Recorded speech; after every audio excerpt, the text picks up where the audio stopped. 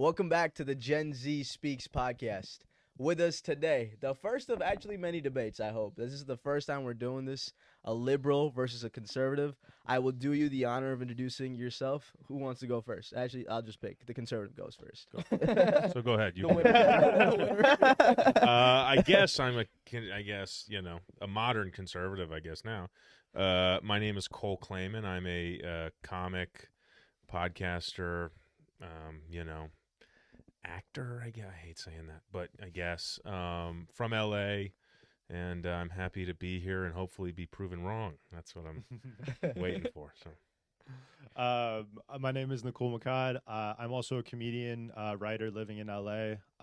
Before that, I worked as a data scientist, machine learning engineer, worked on the Hill for a little while, worked in defense consulting for a while. So I'm happy to talk about politics. So listen to him. Yeah. I have none of that resume, so this is just a dumb guy yelling things. The former part of the swamp. That's right. Yeah, I've seen swamp. the deepest parts of the swamp, dog. I've seen it all. Yeah. All right, cool. We want to start off with, obviously the election just ended. Mm-hmm. How do both of you feel in terms of what you see the future of your individual ideals being? Like, are you more optimistic about being a liberal versus a conservative? Just want to get your thoughts on how you feel in terms of your political ideology. You want to go first? I'm not necessarily a Trump fan, but I do think the resounding way with which he won was important, and whoever won, being a landslide, whatever you want to call it, was the best thing for our country, because it was going to force the other side to look inwardly and go, oh, what we were saying did not resonate with the American people. And I think that's the position that the left is finding themselves in now. Thankfully, there was no violence, which I prayed didn't happen regardless of the outcome. It's unacceptable regardless of the outcome. I'm unsure of how Trump is going to approach this, because he is a lame duck, and he actually has his people in there now. So is he just going to golf for 4 years because he just got it now? Now he's not going to jail now, and now he can relax and take a breath. And he's old. I do not know how this presidency is going to go, and if anything will change. But I do think the Democrats had a gut punch, and they said, "Oh, we can't do. People hate when we talk at them like this." Yeah. Cool. Interesting point of view. I will actually take one issue with resounding victory. 219 seats in a gerrymandered house is not a resounding victory. That's barely a majority. So I don't think it has been a resounding victory. And, from my point of view as a liberal, the way I see it, a lot of the changes that liberals are excited about and want to see happen in the world, to me, are very new, right? The Civil Rights Act only passed in 1969. Donald Trump was 23 years old, right? I think y'all are close to 23. Imagine being that age when schools are first being desegregated, right? This shit is new for a lot of people. Like, I actually don't really view it as a gut punch. I honestly view being a liberal as a lifelong commitment to wanting to make the world a better place and wanting to make it more equal. And I don't think that's going to happen in my lifetime. And honestly, like, I've accepted that from a young age. Like, honestly, my parents have told me for a long time, the world is a really shitty and unfair place, and like, we do what we can to like help our neighbors out. But like, I don't expect any of this stuff to happen overnight. I really don't think it's a gut punch, to be honest. I think more so it's just being like, oh, okay, like, in fact, I don't think we were liberal enough. I think we should have been far more leftist, and I think we would have done a lot better. Yeah. What do you think the conservatives got right this election cycle? I think the conservatives got right. What they do really well is their product testing. And I call it product testing in the sense of what their messaging is going to be, right? And again, this is something I learned from DC, is like what all political consultants are doing, right and left, is they have focus groups, right? You figure out what terms hit home and what terms don't. Doesn't matter if they're logical. Doesn't matter if, people know enough to make sense of it. If it hits home, it hits home. And that's what the Republicans did really well, is they found a few words, for example, inflation, right? For example, immigration, right? That really hit home for a lot of people. And whether or not we can actually connect those to the problems that they're facing day to day doesn't matter. They mean a lot to people. And so if anything, I'm like, okay, let's look at what those buzzwords mean and let's look at how they connect to people's daily lives. Can I ask him a question? Sure. Yeah, What do you mean by they weren't liberal enough, and what you would have done differently had you had control over the DNC or whoever? Oh, I would have gone a lot harder after taxes. I think taxes for the middle class and lower class should be lower. And even for high earners, like basically anyone earning under $1 million, I think it should be lower. I think that sales taxes are stupid. I think if anything, we should be going after wealth and people who have a lot of wealth, because there's no reason for it beyond influence. And I think rich people having that much influence over our politics is just poisonous. But see, you and I agree about this. Oh, for sure. And that was really one of the tragedies, I think, with the way that the Democratic Party works in the primary system and the way that they can really put their finger on the scale. And both parties can. Let's be honest. The GOP is completely run by the Trump family. The RNC is completely controlled by now they are. No, but they don't have super delegates in the way that the left does. Sure, just super donors. Right, but they don't have votes that are not being voted on by the public that can literally tilt the scale one way or another. Mm-hmm. And I think Trump voters and Bernie voters are actually the same type of people. They're looking at the system and they're going, the system itself is broken. Mm-hmm. Conventional Democrats and Republicans are going, the system's not broken. We're just deciding, we just have different views on how we divvy up what's working, right? These are typically older people who grew up in that environment. But for the younger people, it's just acknowledging that there's a huge crack in the system, but it's how we fix it, right? The Bernie people are like, hey, maybe a more democratic socialism approach, where the Trump people are kind of all over the place. They don't know. They're just like, we're mad and we're upset, and I'm, hopefully introspective enough to admit that. But again, these are people. The Republicans had never had access to the blue-collar working class that they did under Trump. No one will ever have the coalitions he had again. The ultra-wealthy and the working class at the same time. It's not even possible. I don't even know how it happened, other than people believing things they know aren't true. Really good marketing professionals. Right. That's the only way that's possible. Yeah. That is the only way that's possible. Yes. And I've never understood why lower-class voters vote conservative. It's not in their best interest. Mm-hmm. Truly, it's not. I don't understand. But they're so upset with the system that they're like, you know what? Rip it out. Even if we're fucked, let's get these politicians and these big donors, like you said, let's get them out of here, because they've fucked us and lied to us too long. Yeah, the working class, I mean, they totally switched, right? It's never, like you said, it's never been done before, but they've switched over to red. And it's like, why? And it's more than the ideology of like conservatism. It's Trump. That's what they believe in a different person that's coming in, right? He's not a politician, even though kind of operating as a politician, right? And that's the way he's winning. But yeah, it's totally flip-flopped, and now we're seeing, I think we're going to see a major change after Trump. We're going to see more like Vivek's come in and people like that aren't necessarily so much politicians, and I think that's what's going to disrupt the game. Trump's just the initiator. I want to go back to your point. You said, it wasn't necessarily that big of a margin, but Cole brought up something that was interesting about the Democratic nomination process. Don't you think the way Kamala Harris got her nomination put her, I think the DNC set her. We set her up for failure. Yeah. The DNC set her up for failure. I agree. Like having a real primary process where people can vote on this kind of stuff. Honestly, Biden being willing to run for a second term, even for like a few months, I think was ridiculous. I would have loved the end of the superdelegate program. I would have loved a real primary taking place so people could actually choose.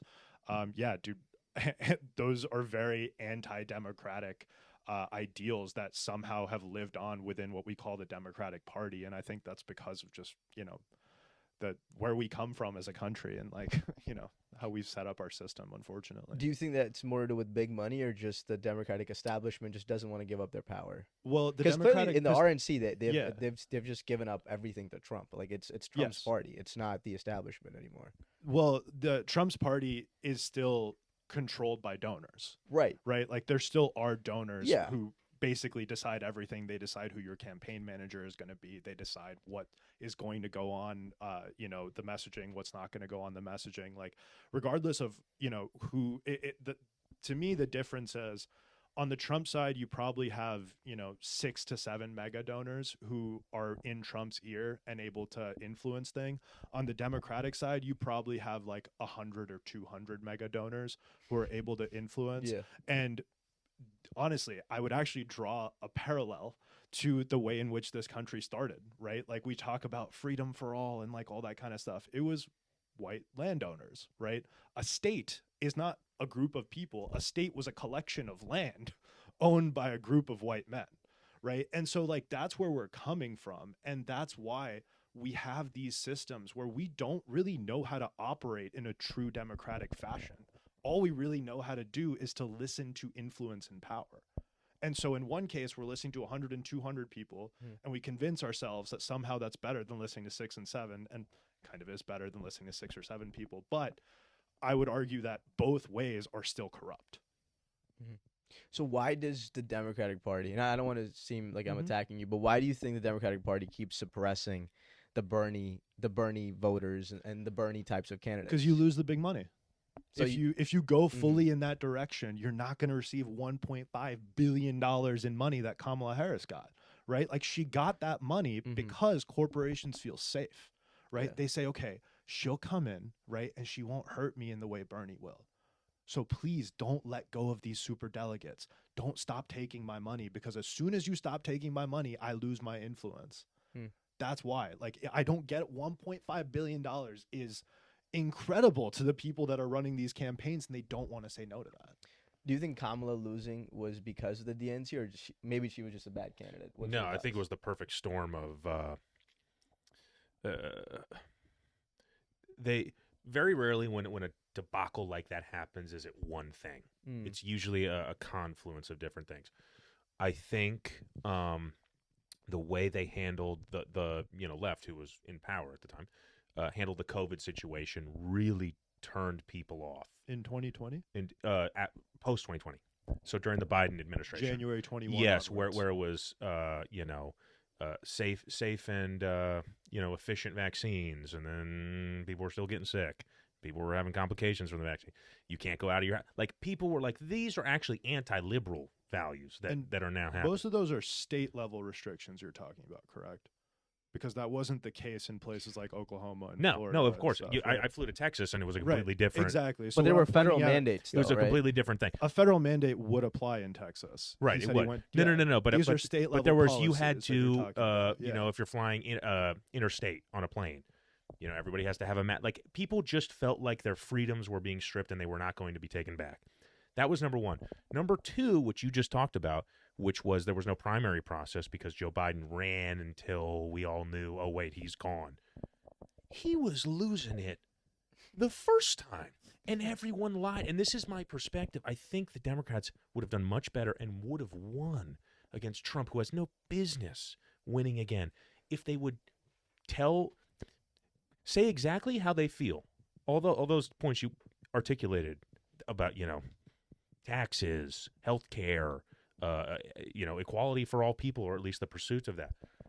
And don't justify the end by lying about the means. But they lied to us repeatedly, over and over and over again, to where people who were lifelong Democrats said, this party's now pro-war, and we don't know why. Fuck this. I'm out of here. And my kids can't go to school safe, and we're getting all this stuff. It's like, I'm a liberal, and I can't even get behind that. Like, that's what happened. And that's the trap, I think, that comes when you're accepting all of this money, right, from the center. You have to lie. Right, where you have Mm. to play both sides, and you can't do it.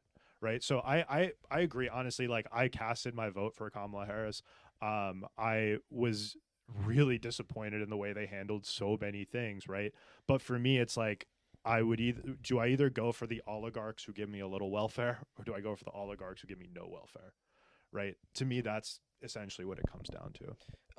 Just before we get into like more questions, like more rooted questions, do you guys think Kamala was deserving of the nomination? What do you mean by deserving? If the people chose you, you deserve it. We didn't get to have that. That's my point. But Yeah. what I mean is, like, let's be honest, both sides are being chosen by oligarchs. I don't think anybody in that room deserves it. But at least you could say but, the yeah. Trump folks can say he actually Yeah. went to the nomination He actually process. won. He didn't go to any of the debates, but he won all the states, right? Sure, who's running against it? Vivek Ramaswamy. Killer candidate. You dog. know, Well, I mean, they were runner. It just it was just no a- competition, yeah. really, right? But at least he Right. was out there doing it. She really wasn't out there doing anything. Yeah. Sure. And I think Yeah. the word deserving is maybe actually not the word I would use here. Deserving or not deserving, qualified, not qualified, right? Like we can go down that path all day long. The truth is she's a very smart, educated person. She is very good at, like the job that she does as a lawyer. Like she is incredibly smart, right? I'm not going to sit here and make any declarations about who deserves or not deserves, but what I will say is Yeah. democratic or non-democratic is what I'm concerned with. Mm. That is the process democratic? And I would argue that this process was not democratic, and that's why it was tough. See, but the ability to do that, if liberals had done that, had said, yeah, I'm like pro, equality in a multitude of different areas. I think that trans people exist, but should we be teaching our second graders about it? And no one said anything. We'll get to that. Even though, even though my liberal friends were like, "This is kind of crazy," but no one had the courage to do what you just did, which is stand up and go, "Hey, I'm a liberal, and that's crazy," and so it drove people away. I feel like. To be clear, I didn't say that about trans issues. I said No. that I'm not about saying. No, I'm not saying. That's a democratic poor means. example. Yes, Right. But yes, anything where you yes. go, "Hey, this is really undemocratic, and I don't like this, and I know I'm a liberal, and I know I'm supposed to." Be on the team because this is the team that, even though they're flawed, I support them in comparison to the competition. But this ain't right. Yeah, and I would actually and argue that liberals have actually never gotten the chance to do what we want to do. They're always they will always be at a disadvantage Yes. because There's no power from a liberal. Yeah. right. Why I've noticed this amongst liberals and conservatives. Usually, my conservative friends just say things that they feel, and they don't really they don't try to censor themselves. Mhm. But my liberal friends, I've noticed this, and this is translated to like national politics. They try to basically not hurt somebody's feelings. They try to say things in a way that sounds politically correct. Sure. Why do you think that is, or do you agree with that observation that at least you've seen in your liberal I would circles? definitely consider myself someone who, like, for example, if I want to make sure that I'm getting someone's pronouns correct, right? Like I might falter a little bit and I might feel a little, like self-conscious, right? But I feel that in the same way as someone I've just met who's trying to pronounce my name. They go, Nicole, right? And Yeah. they're trying, Mhm. they're a little clammed up, right? They're trying to be as respectful as possible to me, right? And they're trying to say, hey man, like I want to call you by your name, right? And that's that feeling that maybe they are a little uncomfortable, right? But it's out of respect. And that's kind of how I feel, whether it's, gendering someone the way that they prefer to be gendered, whether it's using their pronouns, whatever it may be, right? To me, it's just like, hey man, like this is how you like to be referred to.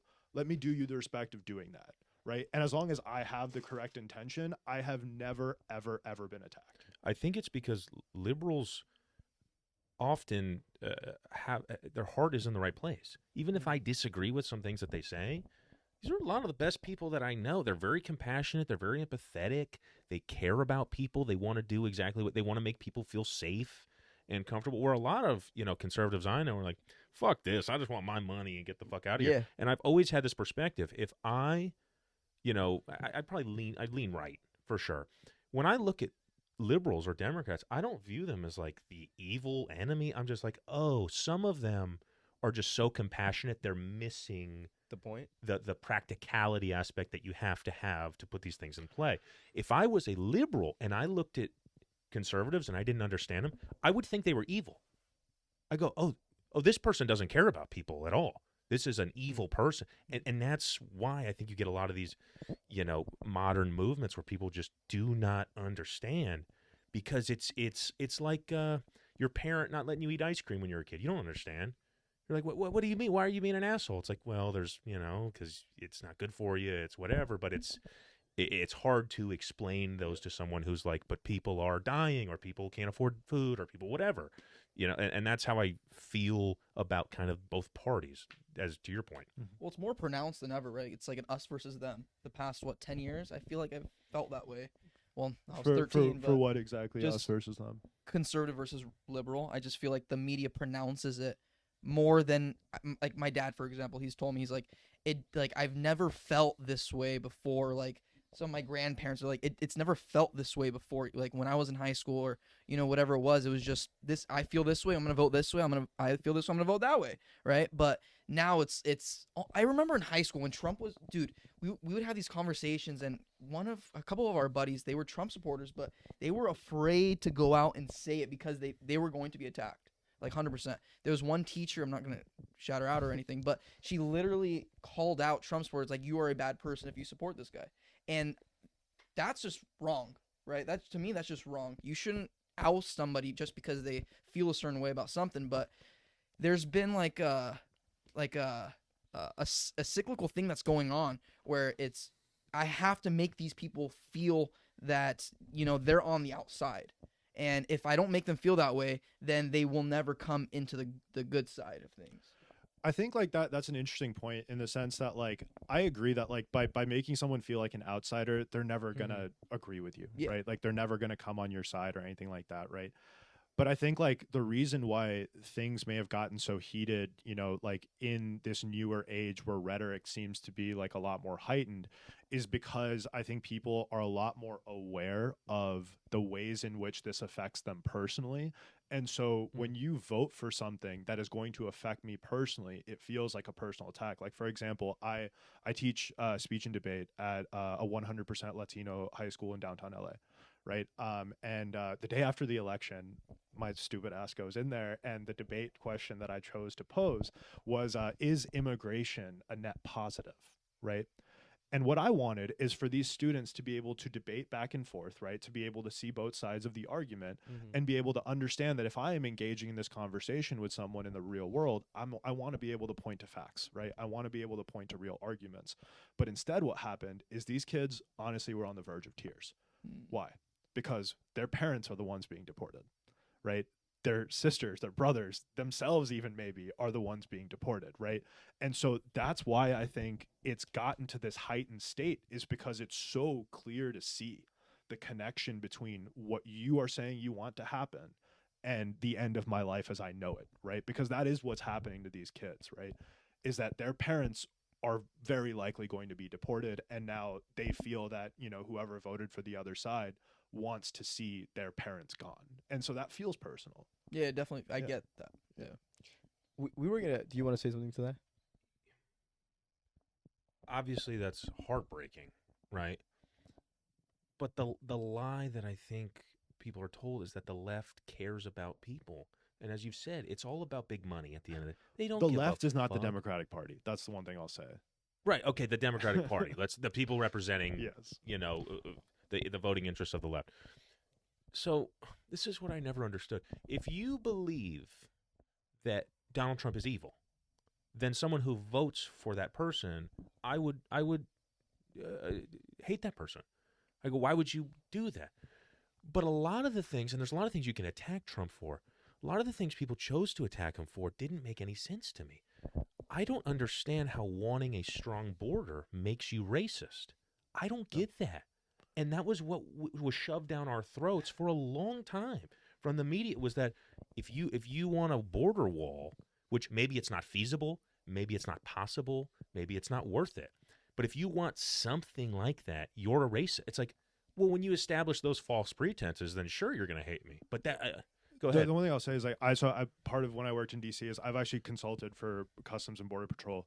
And the one thing I will point out is that there has been no administration over the last 30 years who has wanted to decrease border security.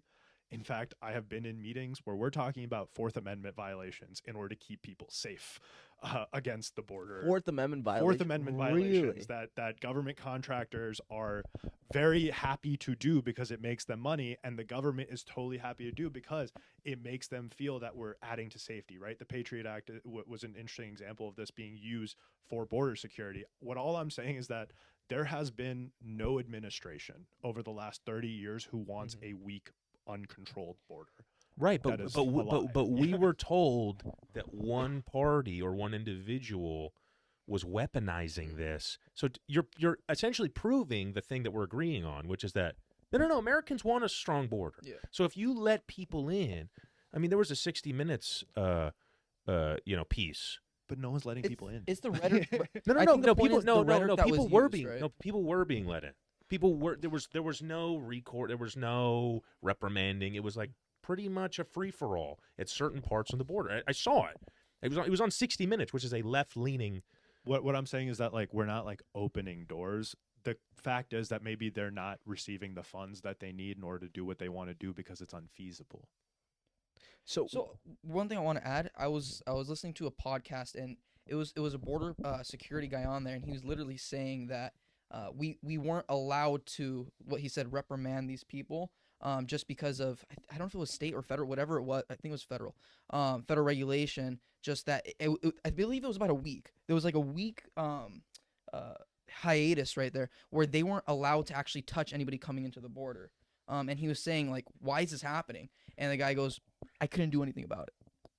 I actually was listening to Ben Shapiro on the way here, and he talked about exactly that. Oh, did he? And the funny thing is that, like, that is because they were just giving it to the jurisdiction of local police to be able to handle in Texas. And yeah. But the idea is not that we do not want law and order. The idea is not that we don't want fairness. The idea is not that we're trying to give a leg up to people who come into the country, without paperwork and things like that. The idea simply is that, like, we are not, like, viewing people who come in from the South Side as bad people. I think the part where we are disagreeing is that, like, nobody's saying that because you want to build a border wall that you're racist. That's not the case. I think the part that's racist is saying that you're bringing your worst people, that you're bringing rapists, you're bringing MS-13, when that is but a lot of them are. A lot of them are is completely false, dude. So over the last No. 140 years, It could be less than 50%. 140 years, there have been studies performed by Northwestern, by Stanford, where they look at crime rates of people born in the United States versus immigrants, and it is always lower from immigrants. Right, but my point is, say a million people come over the border, right? 90% of them are law-abiding citizens. Yeah, the way they came in the country is not the way they're supposed to, but, like, they do pay into the taxes. That myth that illegal immigrants don't pay taxes is not true. Mm-hmm. The fact that they're going to take jobs from people is not true, because they're taking jobs that, as Joe Biden would say, I don't know, black kids can be just as smart as white kids, or whatever the fucking dumb shit he said. But they're not taking a lot of these jobs that people are claiming. Those are going overseas, right? There's a lot of misconceptions about that. But if a million people come over the border and 1,000 of them are MS-13, that's 1,000 unchecked MS-13 people we did not need to have here. So even if it's lower than 50%, that's still a lot of people who are not. I'm not saying every person who comes through the border. And the truth is, a lot of the people who are coming through the border these last 4 years were not Latino. They were from Asia. They were from the Middle East. It's not a racist, like, majority look are at Mexicans. South American, it's not Chinese. Yeah, no. That's not what it was. It was just a literal funnel through the border where, as you said, to your point, they couldn't do anything. And that is, what is a bigger threat to national security than not knowing who is coming through? Venezuela emptying their prisons and going, hey, just go to America. Get the fuck out of here. And a lot doesn't constitute for majority. I think that's the point. No, and in fact, what I do want to point out is that it's in fact a lower percentage than Native Americans. Yeah, but no. You may be right, but what I'm saying is that, like, if statistically speaking, this group of people is less dangerous than the existing group of people, then the data shows that if you let them in, you will actually become safer. I'm not kidding. Like the fact is that, like, you want to point to organized crime and MS-13 as an example of what's wrong with the world, right? Mm-hmm. It's the exact same thing that was done with the Italians and the mob. It's the exact same thing that has been done time and time again. It has been hundreds of years that this country has pointed to immigrants and tried to relate them to crime. No, but it's not immigrants. It's not immigrants. But what I'm saying is, like, you're talking about a weak border. A weak border is only pertinent if we're talking about immigration. Therefore, we are talking about immigrants, right? We're talking about illegal immigration. I'm talking about immigration in any form. Again, I'm citing. I know, but we're not arguing about that. We're not arguing about immigration. I love it. Everyone's an immigrant here. You're saying at some point, illegal immigrants are more likely to be criminals? No, I'm not saying that. I'm saying would you not want to check people in to go, hey, this is someone we want? even if the rate's lower, I don't have the statistics in front of me, but even if it is lower, wouldn't you want to handpick every single one that you think is going to be a net positive to our country and leave the other ones out? Of course you We would. have been doing that.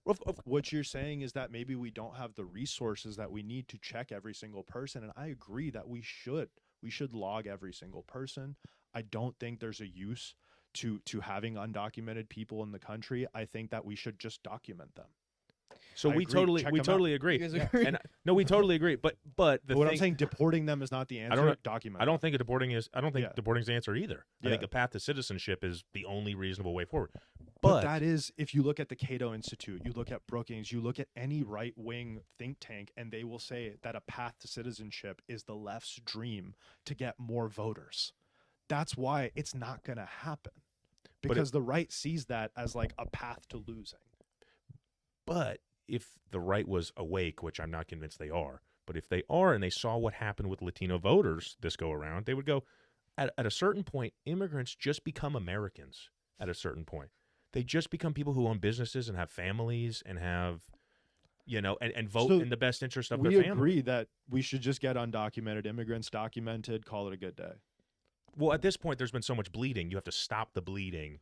And, so secure the border through more resources. Yes. Right, and provide a pathway to citizenship for the anyone people who are undocumented. here. Great. And if Good to someone's go. a criminal, deport them. But Sure. would that stop Yes. illegal immigration? Is that addressing the root cause? If of the we problem? increase the resources on the border Mhm. and we check every single person who comes in, I agree that's a great idea. Like, let's do it. But if we make Fund every that shit. illegal immigrant in America a legal immigrant under the law, Sure. do you think that would incentivize more people to come in illegally? The incentives already exist because Mhm. there's a job here that pays a lot more than it does anywhere else. So Mhm. I don't think you're ever going to be like, well, what if I get kicked out? I know lots of people have been deported multiple times and just come right back, dog.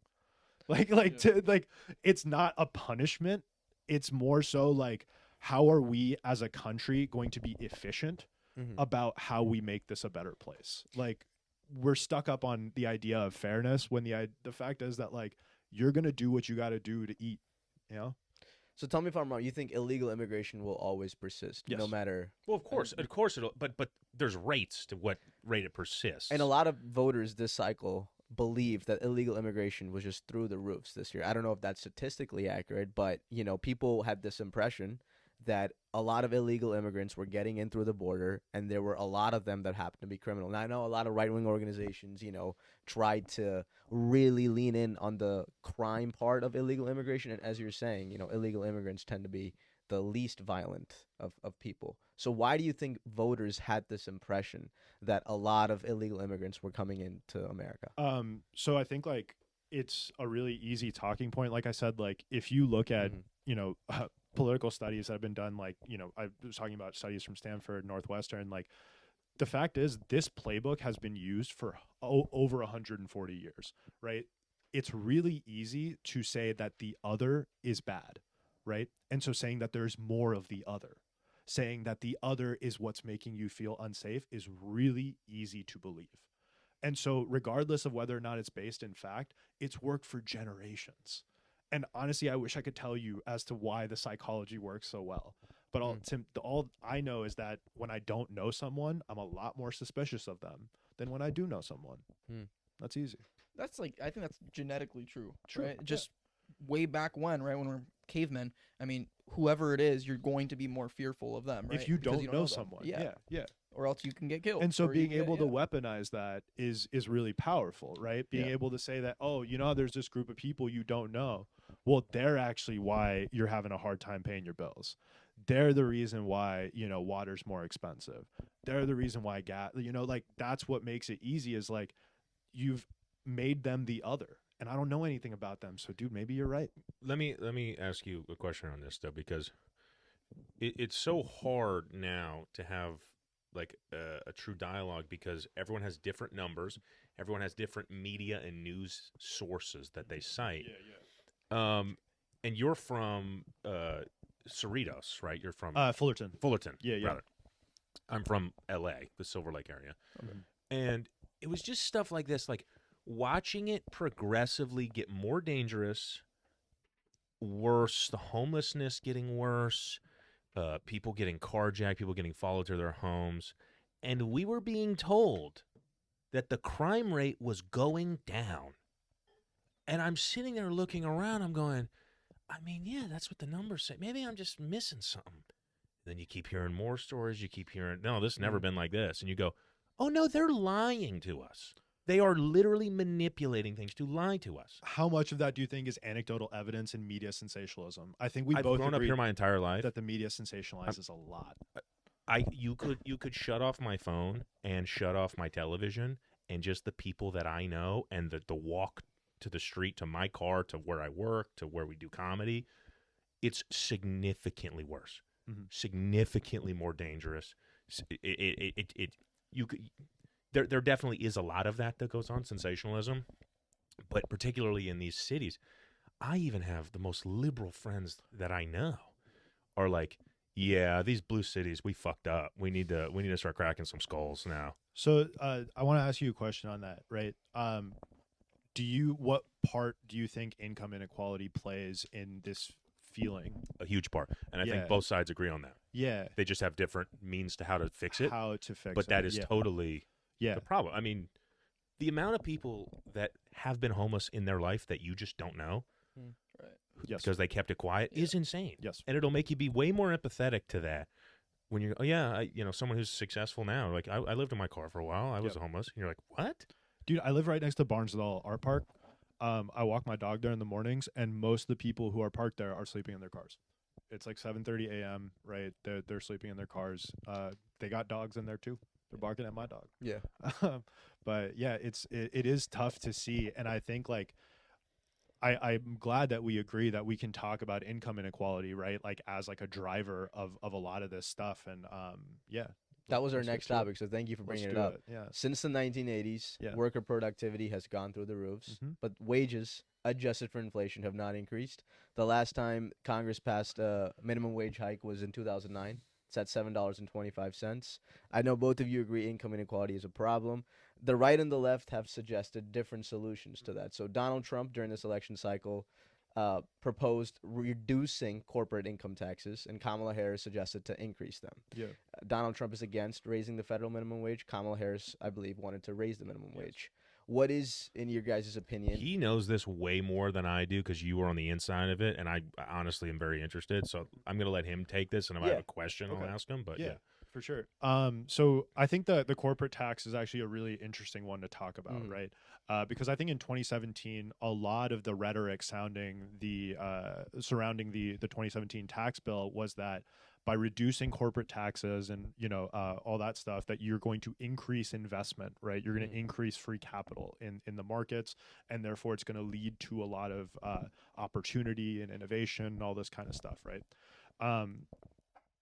Having been, in the government side, having been in startups, having been in large corporations, what I can tell you is that like growth usually happens because you have customers, right? It's not because you just have a little more cash to play with, right? You have an addressable market, which you're like, I can now address this market, right? And so to me, what the left believes is that by giving the people more money, more spending power, right, more cash in their own pocket, that's how businesses are going to grow, because they're going to have a larger addressable market, right? If instead we go the path of reducing corporate taxes, right, instead what we're doing is we are increasing the incentives for people to just take profit out of these corporations instead of invest them back in. I totally agree. Right? Like back in the 60s and 70s, you'd have like nearly an 80-90% tax rate for corporations, because the fact is that like everything I'm paying out to you in expenses, in salary, in bonuses, that's not taxed anyway, tax-free, right? Yeah.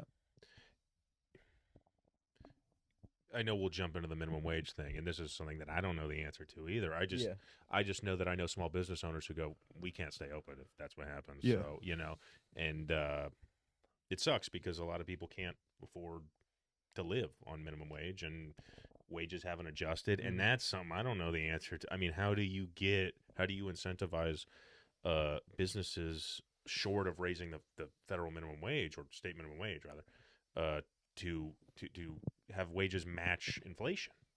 How do you do that?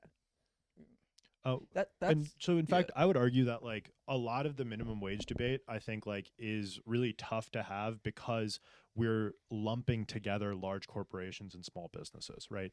It's incredibly different when we're talking about a Walmart, right? Where like so much of their employee base is on food stamps, right? Is unable to make ends meet, right? And then we're talking about a small business in Arkansas where like, you know, somebody is working after school, right? And they just want to make some cash on the side, and you know, the business owner is happy with it, and the 16-year-old kid is happy with it, right?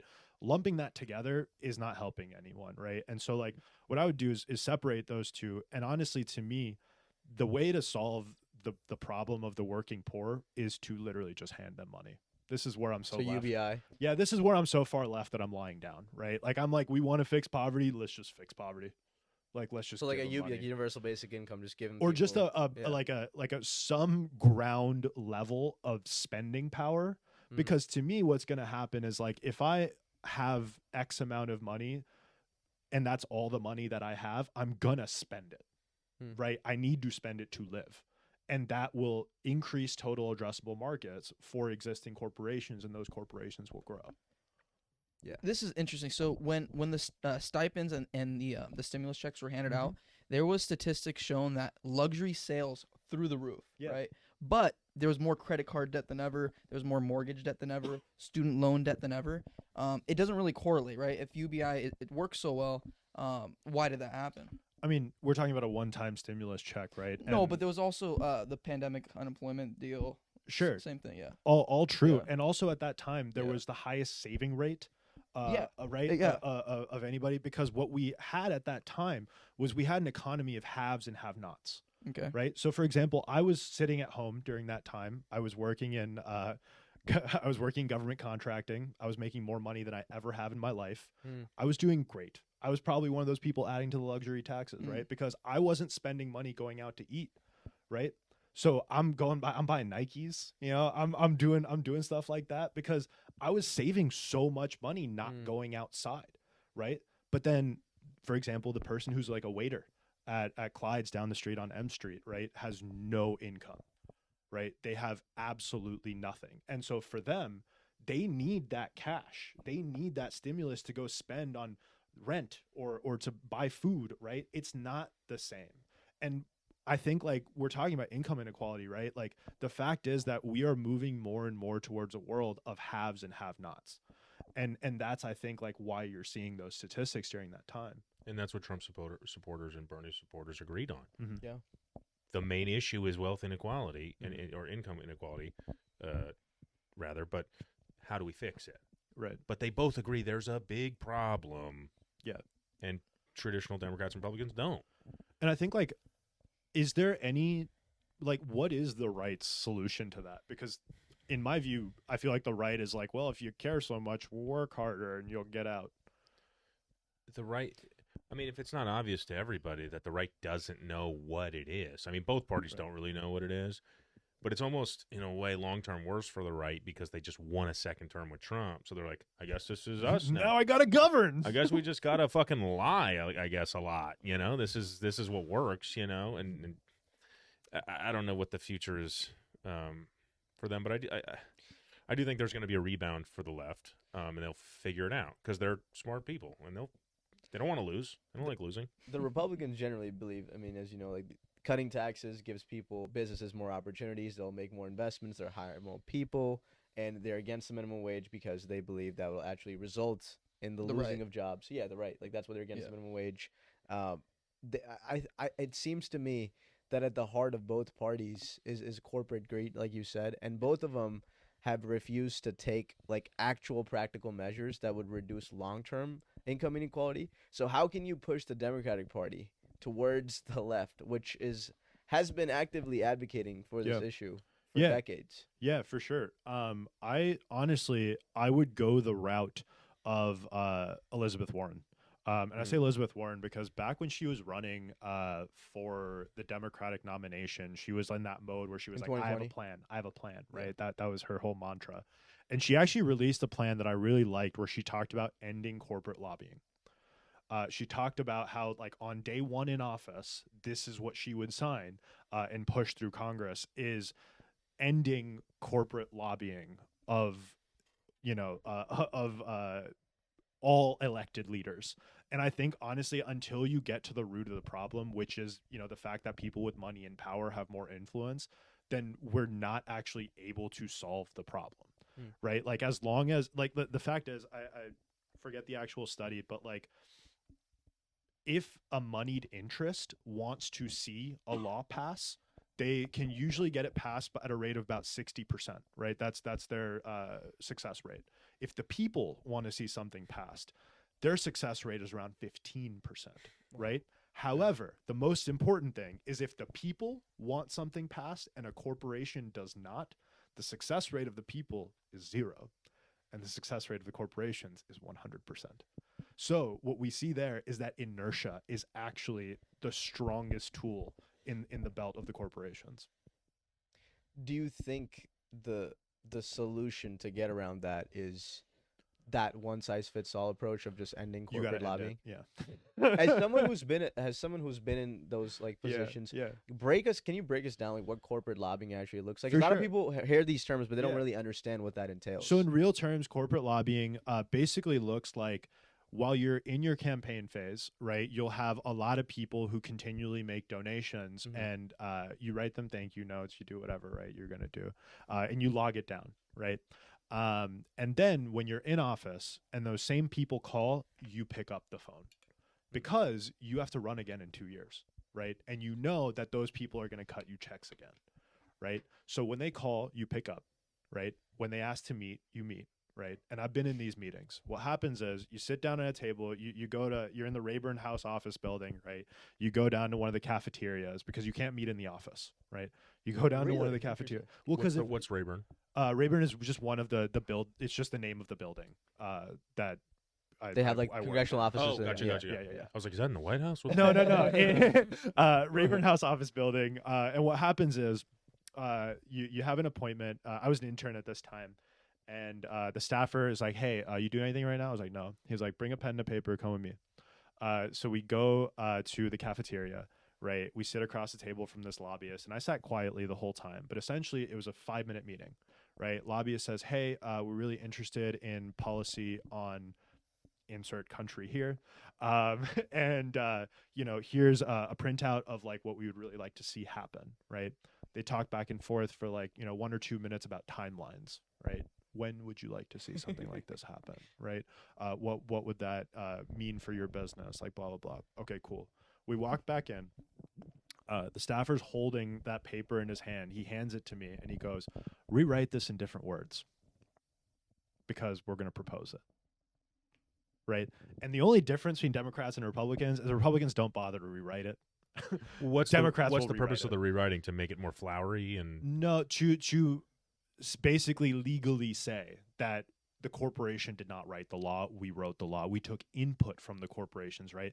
That's where like the beginnings of lobbying were supposed to be, right? Where that, we'll take input from the people, from corporations in making our laws, right? So that's what they're trying to do. But in effect, no normal person can just walk in to the House office building and have that sort of a meeting, right? That access, yeah. Only people who have thousands, millions of dollars to donate can actually do that, right? And I've seen that happen not only on that side, but the real worrying side is when I've seen that happen in defense contracting, right? Literally, defense contracting is such a direct money faucet where you give to these specific people, right? When they come into office, they are going to help make sure that when we write the laws and we give out funding and taxpayer dollars, that we are giving extra money for the types of initiatives that you have told us that you can actually do, right? Good example, VP Dick Cheney, Halliburton, right? Everyone knows about that, but that happens thousands of times over. I don't know if you guys were going to get to this or when you were going to get to it. Just with the segue, can we jump? Are the wars happening right now because of that exact phenomenon you're describing and we're not supposed to be there short of the big money, or is it a combination? Which wars specifically? Let's start with Ukraine. Ukraine, I think, is a really interesting example in the sense of like, we all know that like Putin's dream is to recreate the Soviet Union, right? Like he grew up with the Soviet Union. He was a KGB agent. He wants to see that come back. He right? idolizes that time period for sure. Yeah, he idolizes that time period. He wants to see it come back. And so the attack on Ukraine, he's done before. He did it in Georgia in 2008. You know, Ukraine is not, it's not anything new that's happening right now, right? So what I think the question you're asking is U.S. involvement because of moneyed interests, right? I would argue that Ukraine is always, I don't know if they're part of NATO right now, but like they're not a part of NATO. It's definitely part of like old war theory, which like any benefit that your enemy gets is bad for you, right? And so we're operating off of that sort of like old war theory, which that like, you know, like we had so many proxy wars, right, during the Cold War, because we thought that if you won Vietnam, right, like communism is coming to America, right? So like that very much permeates through the defense establishment in the United States, that like if Russia is starting to expand once more and we do not push back, we're Hitler 1938 once more, right? So I think that is driving it more so than the moneyed interest. But obviously, dude, the moneyed interests are making sure that like, you know, I want my planes to be sent over, I want my missiles to be sent over, right?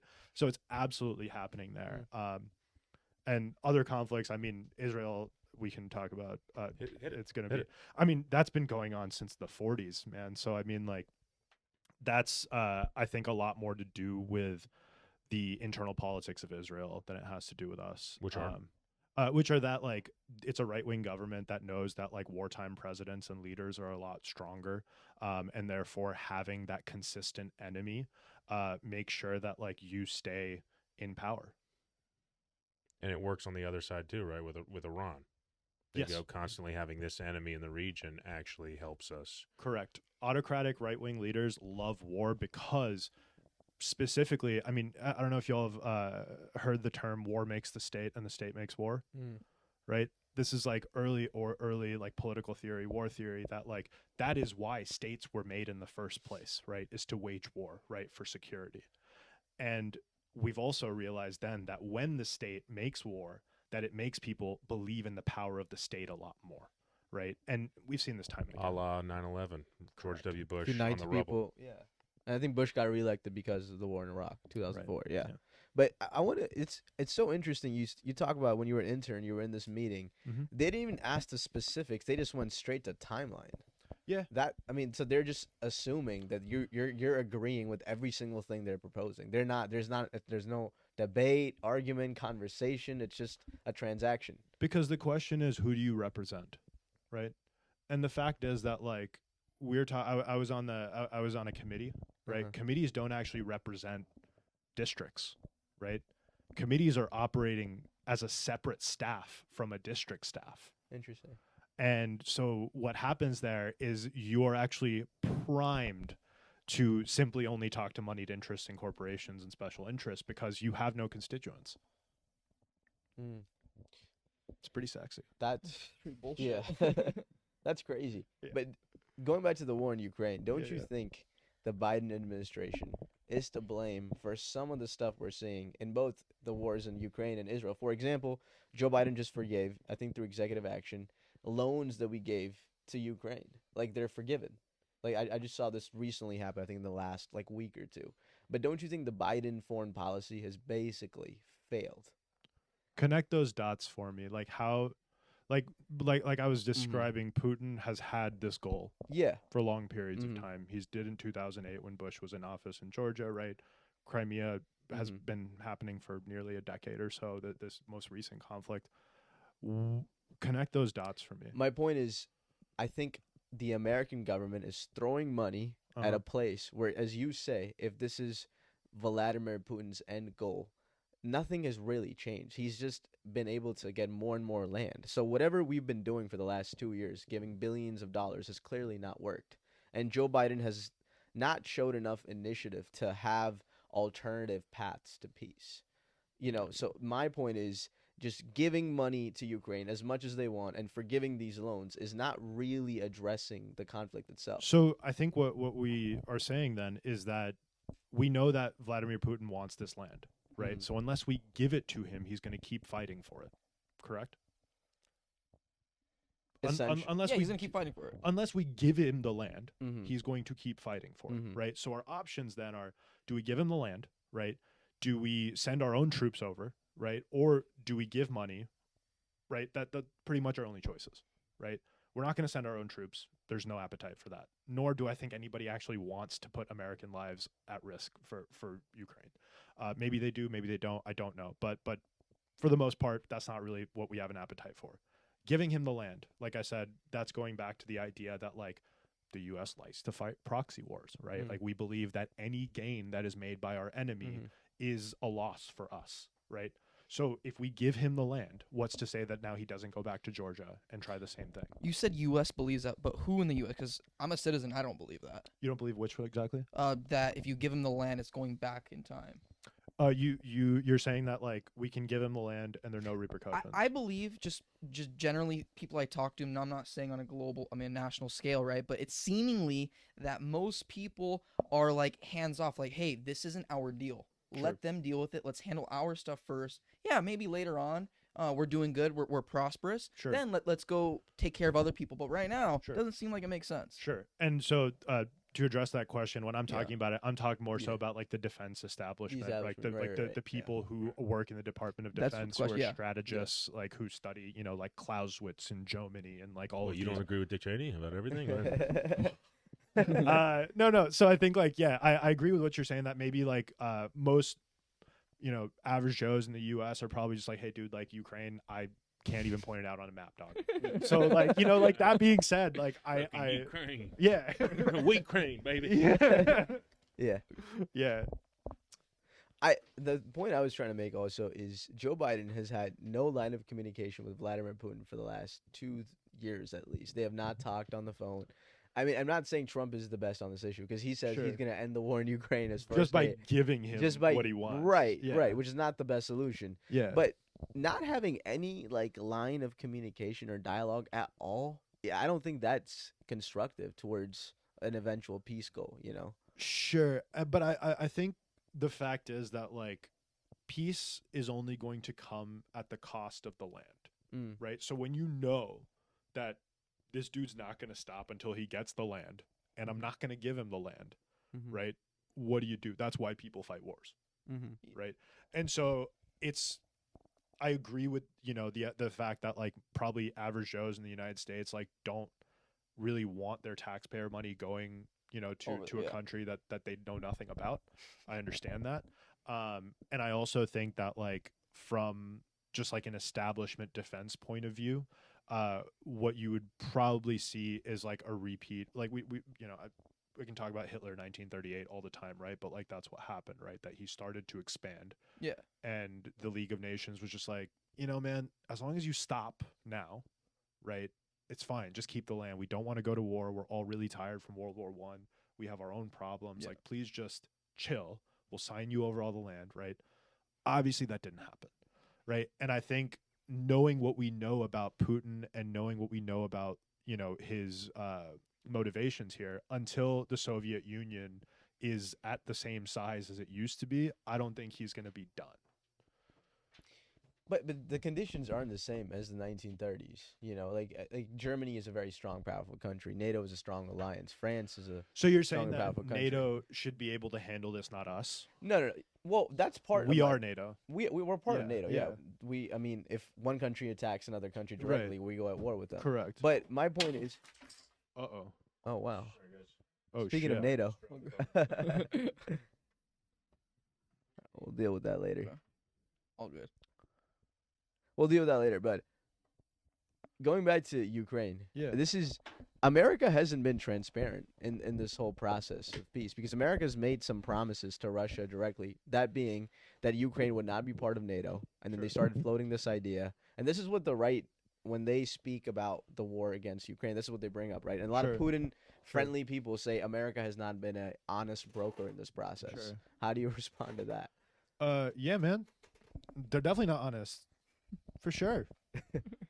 Why would I be? Also, you're not being honest with me either, man. Like Yeah. this KGB agent is obviously not gonna be honest with me either. So like, I think it's hilarious that like we talk about Ukraine in terms of like strength, because to me, it's really not about strength. To me, Ukraine is just a repeat of what we saw during the Cold War. We're going to see that like Russia wants to expand, right? And we're going to see the United States push back simply because they believe that any gain from the other side is a loss on my side. Do you think Russia would actually want to invade like Germany and France? Well, and they never expand in? had Soviet Union never had Germany But as let's a say part of Poland, right? Let's say Poland, like the Eastern European countries. it. Poland also was not part of the Soviet Just Union. behind the Iron Curtain, I think. Yeah, is like the- even Czech or whatever, Slovakia. Yeah, I mean, do you think he would want to go into these countries? Yeah. and actively like invade them. Romania, Romania. Romania, Moldova, Georgia, right? Georgia. Like they've shown willingness to do so. Interesting. I will say, if left undeterred, absolutely they would. Yeah. They would go, and the only reason they don't is because of us, essentially. Right. What is the right's perspective on ending the war in Ukraine? Trump says he's going to do it first day in office. Just by signing over Crimea, right? Yeah, that's what's going to happen. Yeah. Is that a chunk of the Ukraine is going to be lobbed off? Mm-hmm. I don't know why we call it the Ukraine. I don't know, but Yeah. anyway, I think the right's perspective is actually identical to Nicole's perspective. I'm saying that correct, right? Nicole? Yeah, Nicole. Sorry, I'm a fucking dumb white idiot. Shit, man, I can't make a fucking point about foreign politics now. Anyway, I don't even know where I was going with, but the conventional right Yeah. is very hawkish. Which, if you were to hear yourself talk, you might go, "Yeah, I'm a little."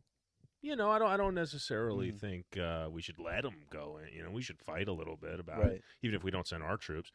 But I think the Trump wing, it can barely afford. They don't have jobs the same way they used to. They're like, I don't give a fuck about Ukraine. I can't pinpoint it on a map. Why do I give a fuck if we don't have our stuff taken care of? So the Trump stuff is really, when people say he's like actually not that far right. He's not. I mean, his base certainly isn't. Some people are, but his new base that he was able to garner, that the Republican Party never had, they were probably Southern Democrats, or And I think also right and left does the voters a disservice, right? Like, as you're kind of talking about, like, people are not actually married to Democrat, Republican, right, left anymore. Right. They're mainly worried about how they're going to put food on the table, right? And so they're just going to go with whoever they think will help them do that. I was going to ask. I literally just lost my train of thought right now. Yeah. I think it all comes back to income inequality and corporate greed, like you were talking about. But it seems to me that a lot of people talk about these issues, but nothing ever gets done. Is that just our destiny? Like nothing will ever get done? Or is there actually like practical grounds that can be accomplished? Yeah, and so I think that's why, like, when we were talking about it, like, I think, Cole, you mentioned that, like, on the right, you're interested to see what they may do to address this, but we're not entirely sure if they will do anything or what they may do. No one knows what Trump's going to do. Isn't that insane? People voted for him, and half of the time they're like, I don't know what he'll do. Why? I know he said this, but I applied for a job to be an improv coach, and I wrote a 5-page proposal. That's far more than Trump has done. Literally. But a 5-page proposal? Yeah, I was like, it was more descriptions of improv games, like Zip Zap Zop and shit. It was great. But sorry to cut you off. Go for it. I was talking to a buddy of mine who went to Colorado University. He's a big, Buffs fan and a big Deion fan. And, Deion's definitely put the program on the map, but he's flawed, too. And I really believe, I was telling him, I think Deion Sanders is the Donald Trump of college football. He goes, what makes you say that? And I go, well, there's a lot of flash. There's a lot of, he's, bringing excitement into the program that hadn't been there before. Sure, but none of it's based on hating people. I guess you could say that, yeah. But is he a great coach? No. He's a bit of a charlatan. That's who he is. He's a salesman, just like how Trump is. He's a real estate guy, big salesman, whatever. Saying a lot of blustering language that isn't necessarily rooted in reality. So you're like, okay, well, he's not, the greatest coach ever, but why would you want him? Well, did you see what it used to be? They were the worst team in college football. So I'd rather take that than the alternative. Now, maybe there's something way better than that they just haven't discovered. But at the moment, I'd take an 8-3 Colorado as opposed to being the worst team in Power 5. Yeah, I'm sorry, maybe no one likes football, but I'm just like, no, I get it. Yeah. You lost me. I'm Okay. a real liberal. I don't watch football. yeah, okay. Wait, repeat your original question for me. I was just saying, like, I mean, it seems to me like both of you disagree on some issues, but you agree that income inequality is a big problem, corporate greed is a big problem.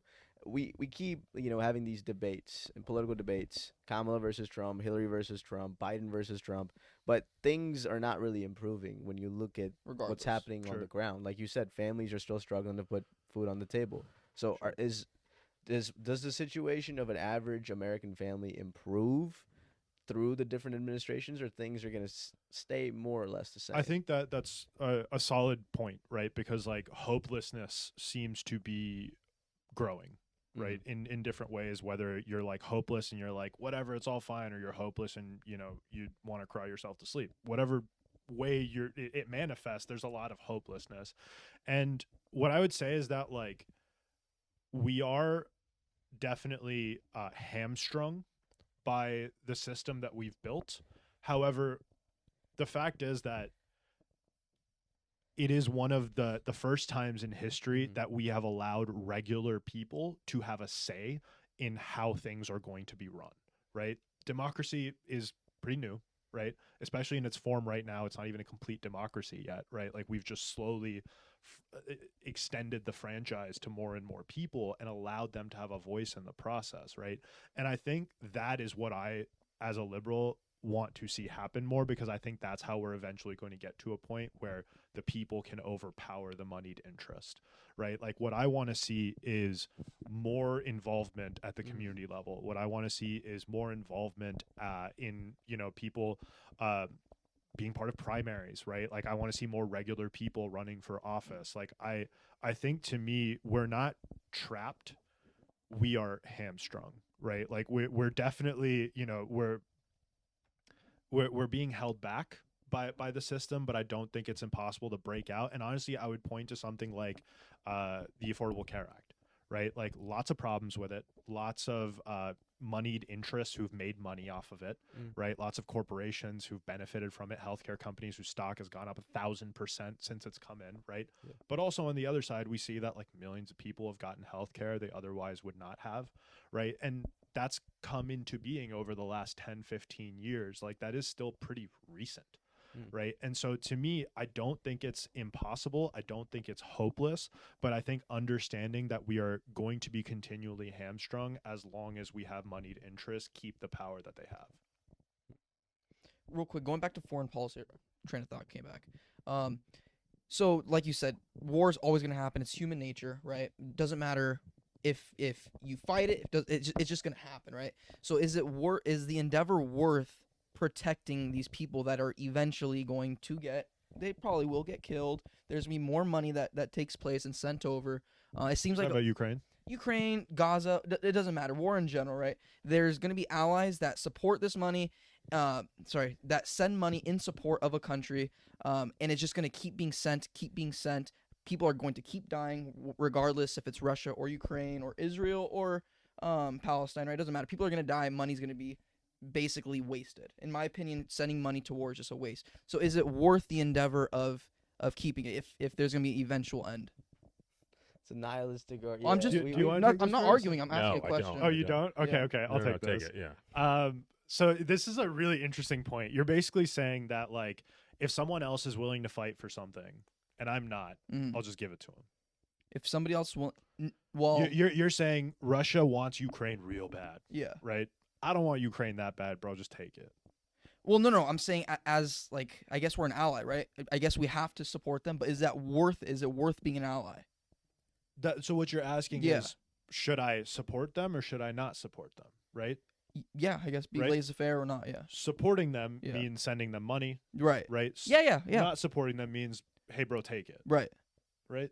So that's what you're saying. Yeah, I'm asking. Yeah. So what I'm saying is that like if you walk into a situation, and you now say that, hey man, if you really really want this, you can just take it. When are you going to draw the line? When are you going to say it's enough? But my question is, I think it's obviously more complex than like black or white, right? But is that our question to ask? Absolutely. In the sense of like the former Soviet Union, now Russia, is very interested in U.S. influence, right? And if we show a willingness to simply bow out, right, then like a child, they're going to keep pushing until they find the limit, right? Like anyone does. You know, let's say you have an ex that's gaslighting you, right? They're going to keep doing it until you finally stop them. But will they? Have you been gaslit before, dude? No. No, the question is, especially with Russia, the reason they're not personally attacking the U.S. is because, like you said before, they're scared. Sure. I mean, that's the whole point. So what I'm asking you is, where's the line, right? So you're saying that, like, okay, Ukraine, you can't point on a map. You don't think it's worth it. Okay, cool. Now let's say they keep moving west. Like, when do you stop them? You say take Germany, no problem. Take France, no problem. Take England, no problem. Like, when do you draw the line? I guess that's the question. Will they be able to take them over? If we do not help, right? Part of the end of World War II is the United States made sure that no other country has the type of military that we do. Yeah. Right? Russia and China are the next closest. Yeah. Right? So that what you're saying is like you just want to see how far they will go, right? And let everyone fend for themselves. And I think you can take that approach, but there will come a time where eventually you're going to be like, "Hey man, like this has gone too far." Right? Is there not going to be a day where it's gone too far? Well, of course, that's just what happens with time, though, right? I mean, Sure. Genghis Khan did this. But Roman you're Empire looking did at this from the lens of 1,000 years. Yeah. We're living like the life right now. We don't know what's here's gonna where I want to interject. Sure. When you say giving up any ground against our enemy is a loss for us, I don't agree with it, but that's what right, they right, right. think, But that's the conventional Sure. wisdom. Yes. What is it exactly that we are giving up if Ukraine what does NATO mean if we're now defending countries that aren't in NATO? Sure. Anyway, if we give up Ukraine, or at least the chunk, how does that benefit them in a way that negatively impacts us inversely and equally, basically? Right. You're saying that the benefit that they gain How from exactly getting Crimea is not equitable to the loss that we might feel from right? Because the Crimea truth is, I going over. think it's not because we care about the Ukrainian people and we don't want them to die. It's a I think it's proxy war. solely economic. I think there are resources in Yes. Ukraine. That's correct. We have weapons labs in Ukraine. We have to send Hunter Biden somewhere, right? He's got to go to fucking Burisma, So we need it's a. Yeah. I mean, it grows a lot of crops Yeah. for a lot of the world. It's a very important region Yeah. in the world. You need that in the gulag. Yeah. So it's like, let's just be honest about it. Right. It's this. That's why we're there. And if you can rationalize that and explain it to me, okay. So you don't think it's regional security? You don't think America cares? We don't give a fuck about Ukraine. And to be honest, all of the wars that have been fought, like even if I look at the Cold War, right? All we're really talking about is, are we going to do business with this group of white dudes or this group of white dudes? Like that's Right. literally it. Sure. Like who are you going to do business with? Like that's what all this is about. And I understand what you're saying in the fact that like you're like, oh, maybe Russia has a larger vested interest in having control of Crimea than the U.S. does in having Ukraine control Crimea, right? And I think that's a fair point to make.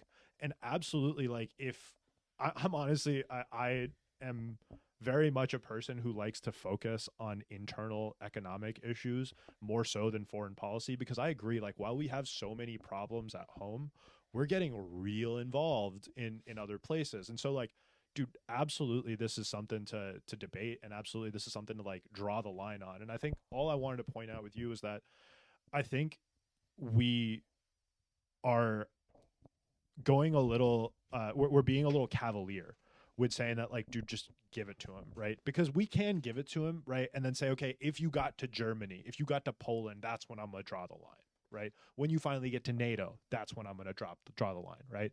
And I think that's fair if that's how you want to go about it. Like to be honest, like I feel deeply, I feel deeply for the people who are in war zones, and that is absolutely like a terrible place to be in. And I think like you're also correct in being like, dude, like what's my role in this? And I think that's a fair question to ask.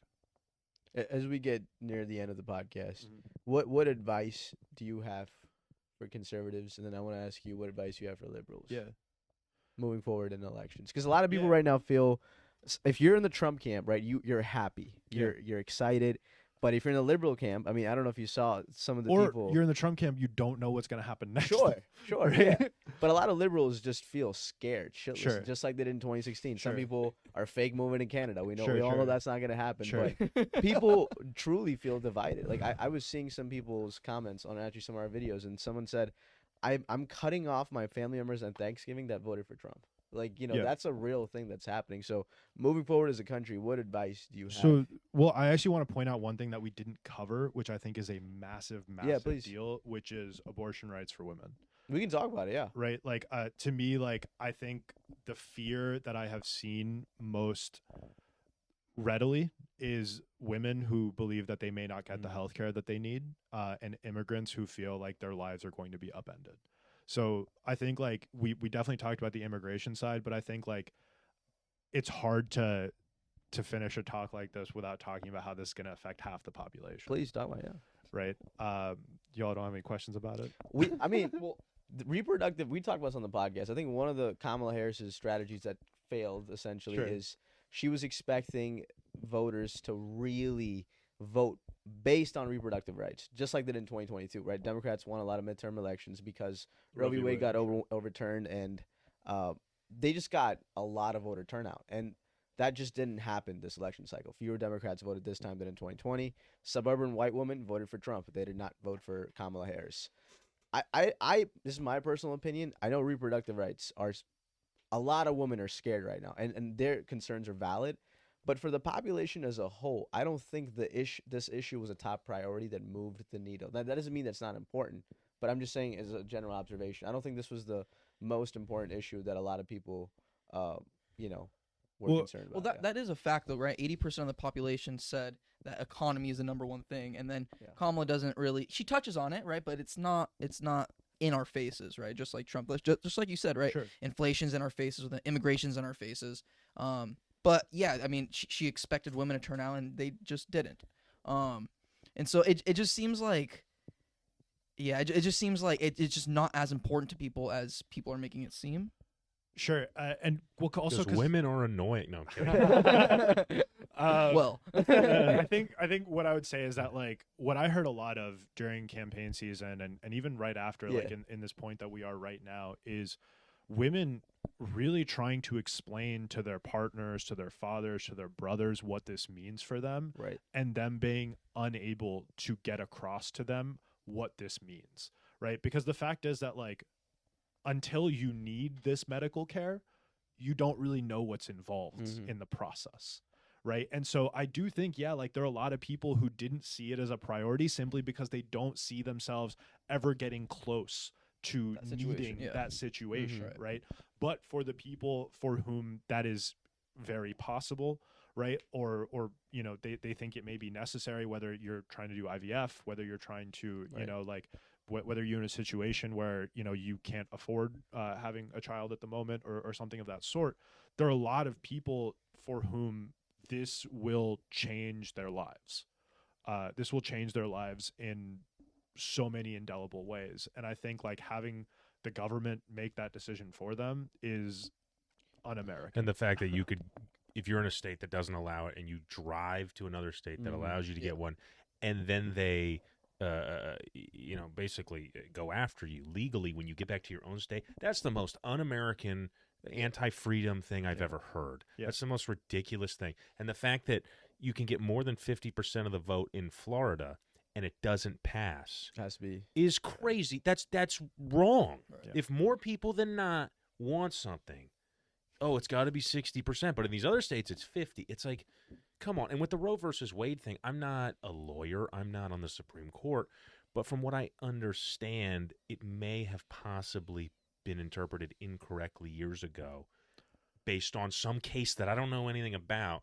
And now it's back to states' rights. And I think the sad part was that we had to use the Supreme Court to get it passed in the first place, right? I think like where we are as a society is not necessarily reflected by the court and the law, right? I think as a society, we all agree that like, or for the most part, a lot of us feel that like if a woman needs that type of health care, that they should receive it, right? And I think it's sad that like we had to use a technicality in the 60s to get that as a human right, and that's why it was so easy to take away. Right. And look, I'm pro-choice up until a point. I mean, I think everybody agrees that, you know, once it reaches a certain point, hey, that's a bit crazy. Sure.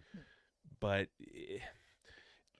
these things where no one really knows the answer to, because it's like it's relating to life and death, right? You know, this is like, I don't know. We don't even know God. Like, if God, you know, we don't. Right. It's one of those. It's one of those really integral kind of conversations. Right.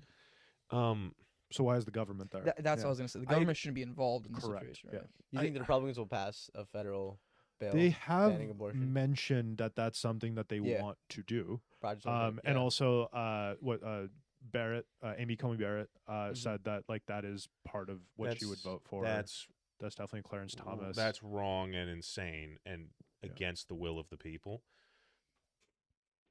Conservative, bro. No, but I mean, but I appreciate you. But this like, is the modern conservative, Yeah, though. that's what A lot we- of times, as somebody who's Even Trump is progressive on this. Yeah. right. But the thing that but worries he's me gonna is pass the law if it comes through. the thing that worries me. Did you watch J.D. Vance debate? Tim Walz. Coach Walz. I did not. Coach Walz. Um, It was hilarious. He's such a smart guy, but he dodged this question in a Right. way that I was like, oh my God. Yeah. Where they were asking him about abortion. He goes, we need to have women trust us again. And I'm like, but what does that mean, Yeah. dude? That means he wants to make. That the means he decision. wants to, like, but we And need to get their you- trust. I'm like, Yeah. what, dog? Like, if he is in control, it may happen. And I don't necessarily hate J.D. Vance. I think he's kind of the mirror image of Gavin Newsom. Very slick, very smart, but like very, you know, will say things like that you're like, that sounded good, but what the fuck? He worries me. I forgot he said that in the debate. Yeah, it was wild. I was like, what? No, he's way more concerning to me than Trump is. But I in think my like opinion. the real like fear for me is knowing that like you said, Trump, we don't know what he wants to do, or if he even wants to just do anything or just play golf. It'll be fun, right? He Yeah, wants to it'll be play golf. exciting. But knowing that, right? And I speak to this like having been in DC during the Trump years, right? Every moneyed interest, anybody who wants to get something done is so happy that this dude is not going to get in the way, that he's not going to have an opinion, right? Like for us, what that means is if I'm a moneyed interest, right? And I just want to get something signed. Here's what you cut the check. Here's who you talk to, and you get it done. Which, funny enough, like have y'all ever been to Dubai? Only at the No. airport. Layover. Only the airport, right? I think Dubai is actually a really interesting example of societies that have become more, I think, popular around the globe in the sense that people feel that like as long as I have food on my table and I can access healthcare when I need it, and we still can't do that here, but let's say I have food on the table, bro, be a king, be an emperor, be whatever the fuck you want. Because if I can feed my family, I don't really care, right? And I think like it's crazy to me because this has come out of hopelessness. This has come out of hopelessness in the sense that we've come to a point as a society where it'd be like, hey man, I've tried to feed my family. I've tried everything. So if you can just solve this for me, I don't need rights. I don't need free speech. I don't need to say that, you know, I don't want a king. I don't need to say any of those things if you just let me eat. And it's clearly come from hopelessness. And I think to me, that's what I see as sad. And I just don't want, I think like Cole, you're a great example of a conservative who has a lot of nuance in the sense that like, I think you also see that like, yeah, you want to eat, you want to have your economic stability, but are we really going to be okay with all of these un-American, you know, kind of like stripping of rights that's going to happen to women, or that's going to happen with free speech, or, you know, like all that kind of stuff. Yeah, I mean, we'll see what happens. I hope he doesn't pass that federal bill, but we'll Federal see. bill about abortion. Like banning abortion. Yeah, we'll see. We'll see. We'll see. But going back to my last question, what advice do you have for liberals moving forward? It's Is there kind of anything what I else you wanna started. say It's before- kind of what it's Another kind of what I started the conversation with, which is, the thing that made liberals so appealing for so long, particularly in my childhood, Mhm. was that they stood up for the little man. They stood up for the people, and they were honest and took risks in ways that other people didn't. And I think now more than ever, with so much bullshit constantly surrounding us, like I saw this Jon Stewart clip, who I love Jon Stewart, and there was this woman who clearly is a little out of touch because she said, I think the left just needs their own Joe Rogan experience. God, I hate when people say that. And I said, that's funny because the left actually used to have Joe a Joe Rogan experience. Yeah. You know We what? had Joe Rogan. You know what it was called? The Joe Rogan experience. Right. But you guys, Democrats started taking the playbook from Republicans, which is win at any cost, say whatever you got to do, gaslight, fearmonger, do whatever you have to do. We care about winning in this business.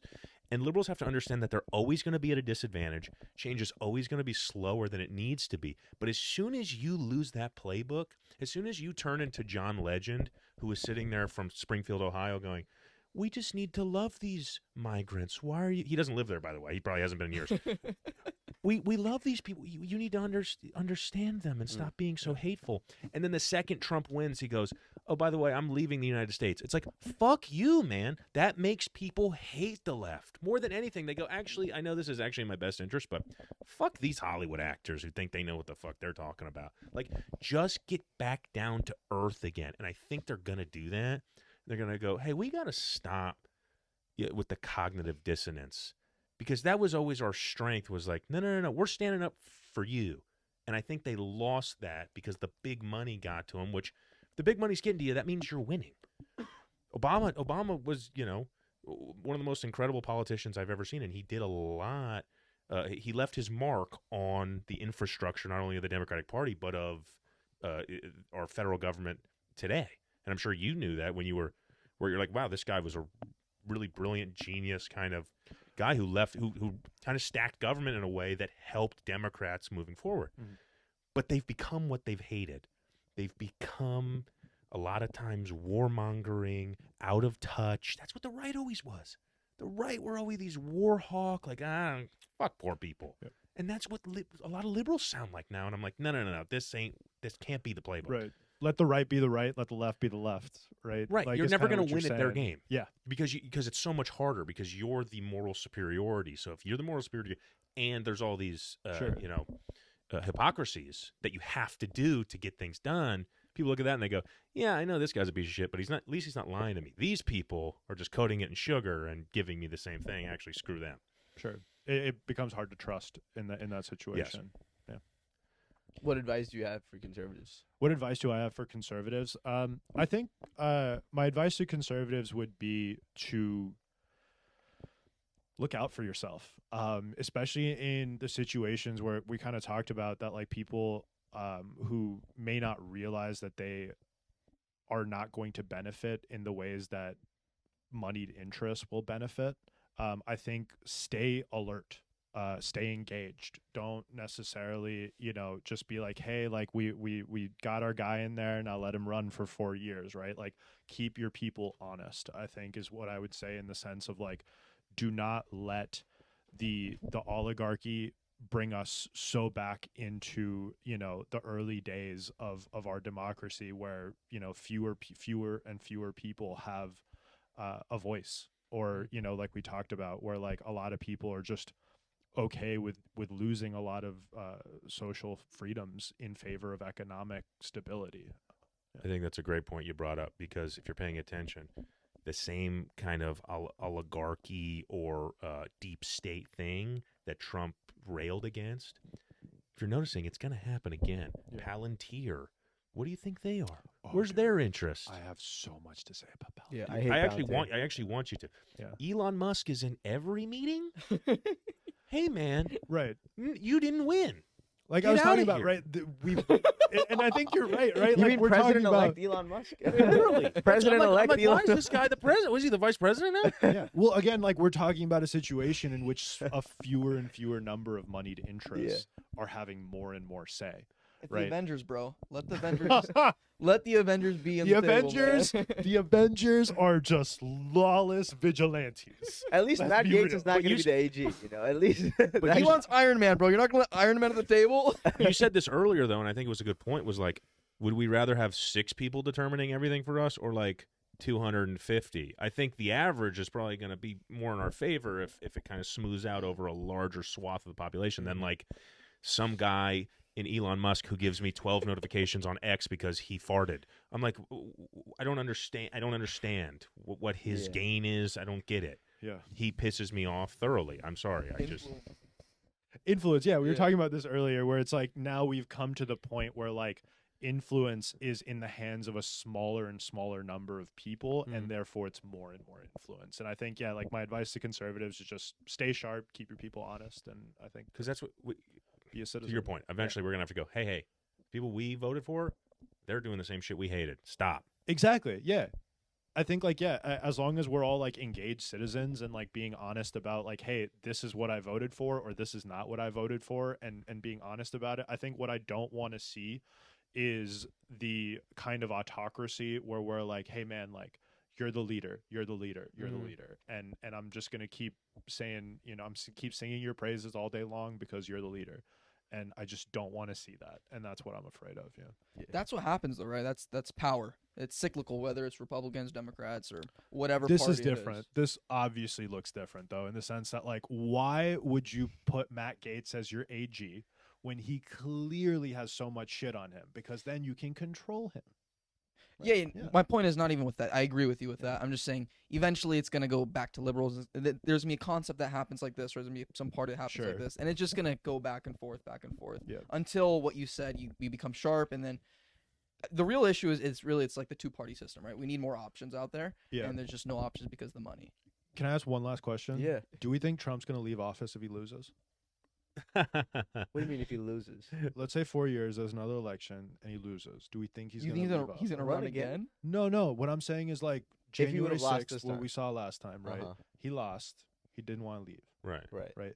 Do you think this time, especially now that he's taken steps where he's going to appoint a defense secretary from Fox News, he's also going to have loyalty tests for all the generals, right? So this time, do you think he's going to leave if he loses? What do you mean loses? Yeah, because he's. If in 4 years he runs for re-election, he- you he think he's can't- not going to run for he re-election? Can't run for re-election. You can't have more than 2 back-to-back. No, but the Constitution is very clear. So you think he's going to try to? Oh, yeah. exploit that? Wait. So, My mind getting blown right now? Wait, so he can run again. he can't. Yes, he Under the can. Constitution, it's two No, terms maximum. 2 terms back Back to back. So you right? think he's going to try If to? so what he's going to say is, hey, I had that last term. Uh-huh. Now this is my there was a break and now I came back, so I'm allowed to run again. Are we being for real right now? For You real, didn't correct me when I said that he was a lame duck earlier. Am I an Oh, idiot? Oh no, he was. I'm sorry, I may have missed that. I But thought it was Yeah, no, I illegal. said he was You a can't- lame duck, and he's gonna just. I thought it was under the against the constitutional law professors are already working on it, dude. The plan is Two in back-to-back motion. terms consecutively is what. they're not going to talk about it until later, but it will happen. I mean, if I'm Donald Trump and I hear this is music to my ears. So I would. Well, he's losing it too a little bit. He's getting older. Yeah, Yeah. he is. He's Wait, getting was old. 78 He's, or 78. 79? he's an older Yeah, I guy. mean- yeah. He was 1946 or 47. He just turned 78. Yeah, Yeah. yeah. God damn! If that's allowed, they crazy. will run him again. Yeah. They would. Not even him. But what they I'm will. saying is like, they'll is he Joe going- Biden him. He'll Is he maybe going to leave? I think my thing is like, I think he's already shown willingness to ignore democracy. Will he do it again? I don't like to honestly. I don't like to think in terms of like negativity in that way. I hope the best for him Well, and hope he does well. a and valid hope he question, leaves. though. No, it's a valid question. I just don't like. Yeah. It's history. I don't like his whole slogan "Make America Great Again." I just think it's always "Make America Great," right? Sure. And I think like asking these questions, it just incites more like chaos in a way. And it just I get where Yeah, you're he's coming never from. been and I afraid of appreciate that. it, I'll but- tell you. Yeah. I'm really not the one stirring the pot here. No. dog. I get it. I get it. Yeah. I just Honestly, I'm just glad I didn't want either of the candidates to win. I didn't vote for Yeah. either of them, but like seeing that Donald Trump won pretty handedly, like at least we won't have another January 6th. Like I can't imagine what it would have been like if had Donald Trump lost this cycle. Right. So to me, like that was a sigh of relief, to be honest. Because also 2020 was a much larger margin than 2024. Right. Yeah, Joe Biden won like very resoundingly compared to Donald Trump. Right, a lot of dead people voted. Yeah. It's a joke, yeah. I hope it's a joke. We'll never know. Silence after. Philadelphia, the ballot's coming. Anyway, guys, we're having fun. Yeah. No, but I want you to talk about Palantir at least briefly. Yeah, I'm go very for it. interested in this. No, I think Palantir is a really interesting example. What of is Palantir for some people? Palantir is a defense contracting company that focuses on data and AI, and they have shown a real willingness to bring a lot of the surveillance techniques that we see from large companies like Facebook and stuff like that into the national security space and actually like solve problems that a lot of people thought are kind of borderline, whether they want to get involved with that kind of stuff or not. What would be a specific example of that? Stuff that you're allowed to talk about. Do you still work for? I don't still work for them, but there are clearance processes and NDAs and stuff. Oh, like you used to work for Palantir? No, I didn't work for Palantir. I worked for like a Palantir-esque company, we bid against Palantir for work and stuff. Yeah, don't blow it all on Gen Z speech. Yes, I'm sorry. We love you. We don't want you to go missing. No, I don't want to go missing either. Comedian goes missing after the Gen Z speech podcast. Actually, talk about it. That'll blow us up. That was cool, yeah. That's our key to making it. Gen Z speaks to the moon. Sorry, Nick. You good. I'll go to jail for a good cause, man. No, so Palantir is one of those companies where like, it's their calling card is using data and AI. And the other calling card is making sure that they are using their connections. They're a very connected corporation in terms of the presidential candidates that the senators, right, like the congressmen that they support. And what that means is that you have a group of people who are willing to fund, like I talked about, like Fourth Amendment violation-esque, I'm not going to say actually violations, but violation-esque activity, wherein you are, using things like the Patriot Act, using, commercial data on cell phones, things like that, to track movements of people, to figure out whether or not they are people of interest, right? And the way you do that is you aggregate everybody's data, right? And you put it into one big algorithm and you try to find what's different about it, right? But what that requires is everyone's data, right? So I've actually been in meetings with providers who what they do is they sell, let's say like cell phone location tracking data. They'll sell it to a government contractor, so the government contractor can do the work that the government cannot do because it is illegal for the government to do. And Palantir is one of those companies that's shown a lot of willingness to just barge down that road and do what they got to do. Yeah. And I think that's a little scary. Dude, I listened to like intently to every word of that. I got 15%. I'm so dumb when it comes to like anything engineering, numbers, statistics, remembering things in general, family members' birthdays. I got you. Anything. I'll give you a simple. I'm like I trust that he knows what he's talking about, but I'm like I don't know anything about data or anything. They're like Big Brother. Is that fair to say? A simple way of saying it is that wherever we feel that we've curbed the government in terms of what they can or cannot do, government contractors fill the void. Government contractors say, "Oh, you'll get in trouble for doing that. Pay me enough, I'll get in trouble, man." So they're the deep state, basically. Government contractors. I don't know what the deep state means, dog. So I can't confirm or deny that. Anybody knows what it means. Yeah. We're trying to figure it out. What I'm saying is unelected people that are running, the strings. Or basically that are finding ways to circumvent the safeguards that we think we have in place. So you think Palantir would like spy on us? Yes. They sell software to IDF, right? The IDF, they sell software to Israel. Yeah, they're already doing that's this. Not good. Yeah. It's terrible. Yeah. There's always loopholes. And it's like if you find a patch for that loophole, there's going to be another one. And also what we've shown is that like when government contractors do wrong, all we do is stick a little fine on them. Yeah. If we really get mad at them, we're like, hey, you can't have that corporation anymore. And what do those people do? They just create a new corporation with the same fucking people. It's Hydra, bro. Yeah. Yeah. Cut one head off. And exactly. The snake's gotten more. Yeah. That's So just what happens. it's one of those situations where like it is scary to see the privatization of a lot of these borderline legal activities. Yeah, it is. I was so careful with the words that I used. So these government contractors are essentially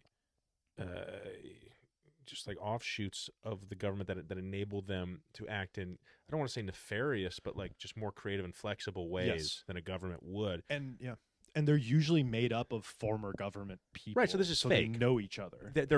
Yeah. Even if they wanted to be absorbed into the government, they wouldn't want to because they wouldn't be able to do what they do. And because they're able to charge a premium because they're private contractors. Right. Yeah. And this is in every sector, right? It's not just in like the military industrial complex. This is in pharmaceuticals. This is in energy. This is in It just happens at a more at a very increased rate in the With- military yeah. because there's so much money to be made. right. And you worked for a government I contractor. did. Yeah. And it was fun. It was I made the most money I've ever made in my life, but I got to a point where I realized that I was like, hey, if I didn't go to work today, the world would be a better place. Wow. Yeah. Then you well, good for chose you. comedy And then you right and then your after brain that. Comedy. your brain melted, and now you're doing open mics at Comedy Boulevard. Exactly. Yeah. That's correct. And I'm Well, at way least you have happier a, with you the have a melted brain. soul, though. You know, Yeah. like people you probably worked with, you probably just looked around. And you're like, oh, this is why, because people don't care about people Yeah. that much. Yeah, you could have fell into the trap, right? Oh, totally, dude. Yeah. It's very enticing. They make you feel part of the group. You know, like your access to people and money and places that you never thought you would be able to access. And it's interesting because I after the elections, I texted my old boss, and I was like, "Hey, man, like, how you feeling? Whatever." And he was like, "Honestly, man, like he himself, like, quietly is a liberal, right?" And he was like, "Hey, man, like, I don't know how I feel about it, but I know I'm gonna make a shit ton of money." Like he was like, Interesting. he was like, yeah, like that's all I know for sure. All I know for sure is my net worth is about to fucking 10x. Fuck it then, fool. Make that money. No, I'm just messing Sure, around. but the Yeah. thing is, like, when you're already talking to a 100 millionaire, what the hell does that matter? He's worth 100 million. Yeah, Wow. That's interesting Okay. contrast because Trump That's is saying he's fucking going to end insane. all these wars. He's against the military-industrial complex, but you You're can saying- end the wars. You don't have to end military spending. right, To do you that. can just keep it spiking up. The budget, Yeah. keeps Especially going up, now yeah. that the fact is that data and AI are where the spending is going, and not Mm. necessarily missiles and planes. Oh yeah. Was there a certain point where you're kind of feeding into that group thing? Oh yeah, I mean there was a time wherein my family was having a hard time economically. Yeah. And I needed to make cash. I needed cash yesterday. Yeah. Right. And so I'm selling contracts that are worth hundreds of millions of dollars because the bonuses that I get are tomorrow. Right. I get the bonus the day we sign. Right. So I really don't care what happens. I just know that I got my money. And there's so many people who are looking out for their families. There's so many people who are just want to do they just want to pay their bills, right? And so I get it. I get why somebody is just saying, "Hey man, like let me get to tomorrow." But it's also coming at a cost. What do you do for work now, day job? I'm still a data scientist, except I work actually I work for cannabis companies and educational institutions. Do you wish that sensitive part of you that really cares about people and hurts like deeply inside when you're doing something you know it doesn't align with your values, that makes you a good artist? Do you wish you didn't have that so you could live a simpler life? That's such a That's a great good question. Yeah. Do I wish that I didn't have that internal You were conscience? deadened inside. Do I wish I was dead inside No. so I could fly first class? Because we know these guys, these sales guys who are like, Yeah. I don't give a fuck. I just want Yeah. to make money. Yeah. I just want the check. I don't. Yeah. Fuck this guy. Like, Right. I have buddies like that, and I'm like, I'm so jealous of you, man. That money in itself is the only thing. You're like, that brings me the joy. Sure. The getting of the money. Yeah. And I think fuck everyone else. I think I'm not jealous of those people because simply because I think I am privileged in the sense that I'm still able to feed myself doing other things. I think if I really, really had a struggle when I left, that I would wish that I would be like, hey man, like this is all I can do. Like if that's the only way I can feed my family, then yeah, I really wish I could quiet my conscience. I'm privileged in the sense that I can go to Mhm. other clients and monetize my skill set in other ways. And so for that reason, you know, I'm lucky. Does your coworkers feel fulfilled? Like any of them? Like, but I know that the paycheck. There is are very some high, but- there are some people, especially those who come from the military into Uh-huh. the defense consulting business, who see it as a continuation of their service. Really? They see it as like, hey man, like I served in the military for 20 years. Now I'm doing the same thing, but as a private citizen. Huh. And I'm helping out. Interesting. I'm just For getting America. paid more for it. Yeah. Yeah. That's a very delusional way to look at it, but yeah, you're Sure. right, yeah. But people will successful Well, look- argue that in a Wow. lot of I places. think on top of delusion, it's like it's so ingrained in their head that they know that they were sent to war probably for bullshit reasons, but you did it for 20 years. So are you going to you're not going to reject admit that idea? you're wrong. You're not yeah. going to you're not going to admit it. And I think You're gonna we- justify it, So yeah, we're yeah. going to justify. We talked to a Navy SEAL, and he's like, so he did three terms in Iraq, and he's seen And his friend Afghanistan, yeah. in Afghanistan. yeah. Yeah, and I mean he's seen his friends die. See, they were non-consecutive. That's why you could do 3. Right. They were tours. That's a different They're thing. tours, yeah, yeah. Different. That's different. Yeah. terms. Yeah. Yeah. So I mean, he saw his friends die, and Yeah. he's like, comes back, and he's like, "What did I do?" It takes a strong mind, especially a Navy SEAL. You're like elite, right? And you're able to say, "Hey, I fucked up. Yeah. I'm gonna move on." Yeah. But most people, they can't admit it. Yeah. Oh, I even had that conversation with my mother. Like I remember in 2016, I was voting for Bernie. She was voting for Hillary in the primary. And I had this conversation with her where I explained her like point by point where I was like, hey, like the establishment Democrats are fucking up, right? Mm. Bernie is going to do what we say we want, right? Like she's asking you to do a thing. And she looked me in the eye and she was like, if I do that, then I have to admit that what we've been doing for the last 30 years has been dead wrong. What was your Yeah. response? I was like, shit, no, you're right. Yeah. Yeah. And Sunk that's cost so bias. difficult to do. Yeah. And nearly impossible for some people. And thankfully, I think like she's come around to it over the next 4, 8, 12 years since then. I don't know how long it's been since 2016. Yeah. God help me. But what I mean is that like I think it just takes time for people to be able to get over that hump. That's a great point. Because Yeah. people do this in the stock market all the time. They keep throwing money in the same Mhm. bad investments because they're like, I'm already 50 grand in. Yeah. Exactly. So let's just put another 50 Exactly. grand in. Come on, It's- 50 yeah. grand on red, baby. Come on. And they all show that one video on YouTube of the dude who like put his entire his whole net house and worth everything. Yeah. on red, right? And they're like, Yeah. but this guy won. Right. Yeah.